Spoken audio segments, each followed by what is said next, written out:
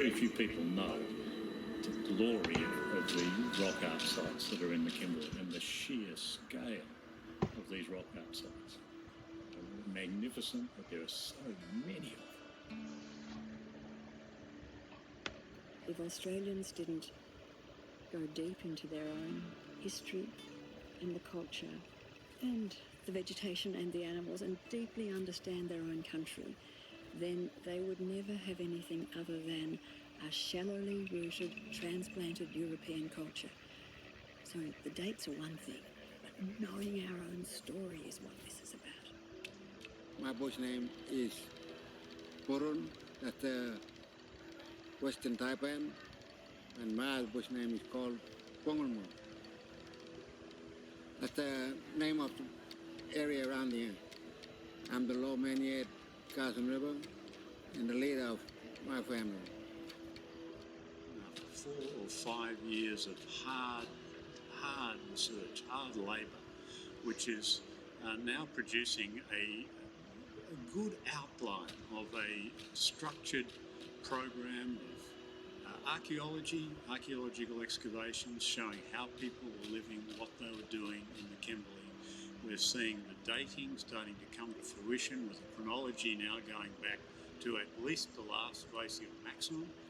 We're getting other viewpoints on what that world was like, with coastlines very, very different to what they are today. We're starting to see also very exciting connections between what was going on in the Kimberley and what was going on in other great provinces in Australia. All of this work is happening through the agency, the Kimberley Foundation Australia, and their supporters, their donors, all of the people who, with such tremendous enthusiasm, support this work. We are seeing now a wonderful collation of research results and exciting new perspectives, all of which are telling this rich, deep history of this continent.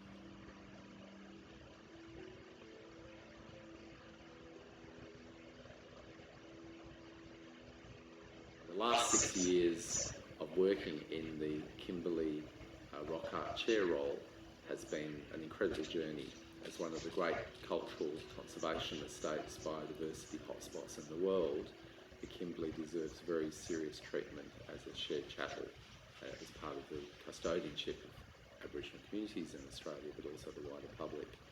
In working on a range of scientific, conservation and management projects funded by the Australian Research Council, support from Kimberley Foundation, very strong buy-in and support by different Aboriginal corporations, and research contracts with the Kimberley Land Council, we've addressed some of the big issues. So younger people in the south who care about the values of the north, wider communities both in Australia and internationally who care about not just the protection of art, but the actual deep understanding of Australia's big story, the Aboriginal story. These are not just paintings on walls. Art is off the rocks.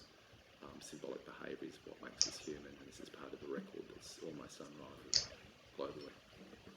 Rock art traditions which have communities of interest who curate the art, who have active mythology, who are owners of the art, are not that common in the world. Maybe southern Texas on the Rio Grande, parts of South America, but here in Australia we have communities that are direct descendants of those people who made the original markings and paintings, and they are up off the river.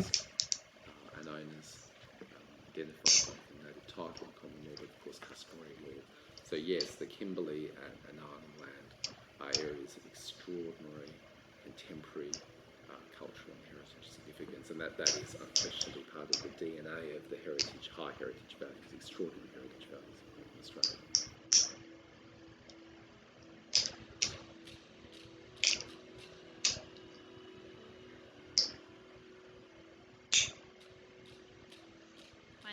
And I am a postdoctoral researcher at the University of Melbourne in the School of Earth Sciences.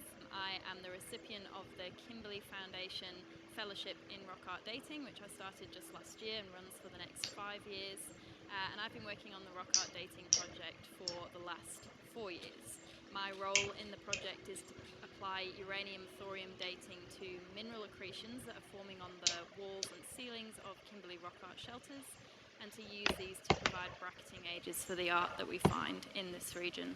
This is a new application of this technique. The technique has been applied in Europe and Indonesia to date rock art in those regions. We are applying this technique to new materials that have never been dated using this method before. What's really exciting about this project is it is helping to look into the deep history of Australia and of Australia's first people, and it's really great to be involved in that work.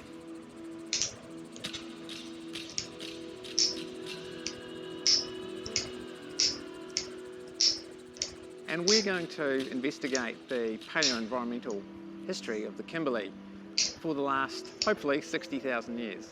The purpose of that is to understand how the paleoclimate relates to the world-renowned rock art in the Kimberley, and also to the first Australians who produced that art.